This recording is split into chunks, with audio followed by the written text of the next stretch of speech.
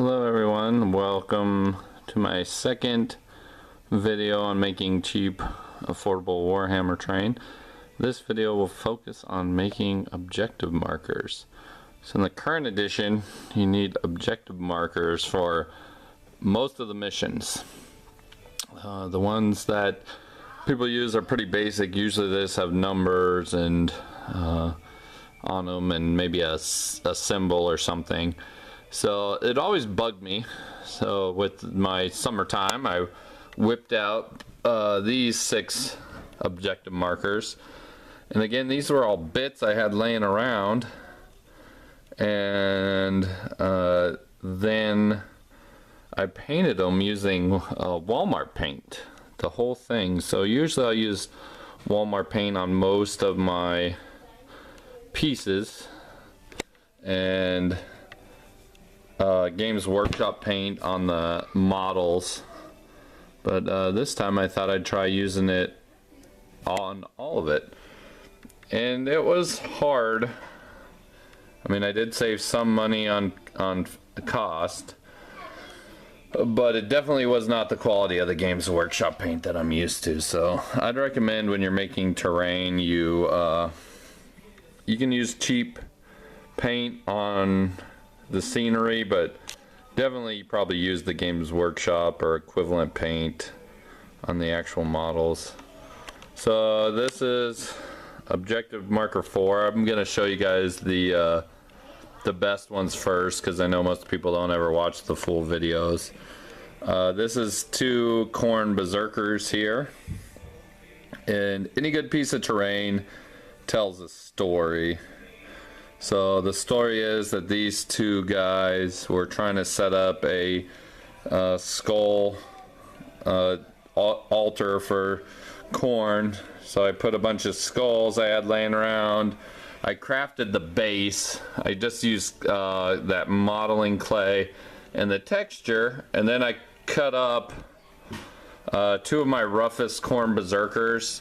So I'll order like a bunch of cheap guys off of eBay that haven't been painted too well, and usually you can get about 10 or 20 guys for about 10 bucks. So these were 2 rough Khorne Berserkers. The better one I had laying up, he got shot in the head there and in the arm, and I green stuffed in some of his body just to make it look like more like he's dead. This second one was really rough, so he's actually lying face down. He was even hard to paint the backside. Whoever painted him just did a terrible job. But I mean, they both turned out good for my purposes, making this terrain. So I thought these would be for 2 armies. I have a Ultramarine army, and then I have my Khorne army. So here is the casualty marker. These aren't actually, I didn't paint them all the way like Ultramarines, because I always like to leave them kind of ambiguous in case anybody else comes over and wants to use them. So these are my generic Ultramarines, and they're kind of like Ultramarine colors. They're a little off, because again, I use that real generic Walmart brand paint, so it's not quite ultramarine blue. And again, these guys' story is, here's a Crozius Arcanium, which gives Space Marines a 4-up invulnerable save. So these 2 Marines were trying to get this, and then he got shot up, and then this guy got shot all in the chest, and they died trying to reach this Crozius Arcanium, and they just managed to put out that flag up on this piece of metal right before they died, so then other Marines could come and find it. So those are my 2 favorite, and I'll go through the other ones kind of quickly. This is the smallest one. This is number 1. And this is like a small arms weapons cache. And I find when I make like objective markers, paint them, it's good to have a couple basic colors. And I made all these boxes just out of cereal boxes, and I cut them up, and then I used all my old bits. Here's a bunch of old bolters, and there's an old heavy bolter and an old flag from like a bike, and then I sculpted the base out of clay and just some spare bits I had lying around. Turned out pretty nice. I hand painted all the numbers, which definitely was challenging. So here's number 2. This one, I had an idea to have like 2 more, but I didn't need that many. So this is like a general supply.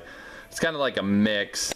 Here's like a good marine backpack and a helmet, and here's some like knives and some swords in these boxes. And again, I made all these boxes by hand. It was kind of a pain, but it was worth it. They turned out good. Here's the chaos side, chaos helmet with chaos backpack, and then I used like a panel off of a bit here for this lid, and yeah, it turned out cool. Like I said, I hand painted the numbers. The 2's probably the roughest one, and I still felt like it turned out pretty good. But again, these are just like bits that I've had laying around for years. And I want to say the objective markers from Games Workshop are $50, and they are not this cool. So here is a fuel dump. This one's number 6. This one's probably the most basic one. So I took all the different fuel cans I had. This is from a flamer. Here's like a little gas can. Games Workshop barrels. This was a barrel from a toy set. Like I said in the last video, keep your eye open. Like this was from Green Army Man. And again, I kind of just painted it the colors that I painted the rest, so they all match. And this is the last one. This is number 3. I thought the 3 turned out pretty good. It was pretty hard to make. This is an ordnance cache supply. And, so I had some old bazooka, some missiles, a missile launcher, and again I made this box.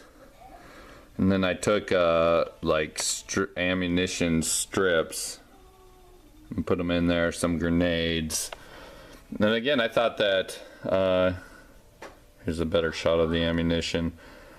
I thought again that this could all be stories too. If you had a campaign, you know, you reach this marker instead of just being nothing, and maybe if you reach this, you got to fire a missile shot, or you got special ammunition or something like that. I was thinking that'd be kind of cool rules for all of them. So anyways, that's some objective markers you can make with a little time and imagination. Instead of buying them for $50, you can make them out of your spare scraps, paint them up. You don't need fancy paint. All you need is an idea, some time, some motivation. You can make some pretty cool ones. Alright, like and comment below.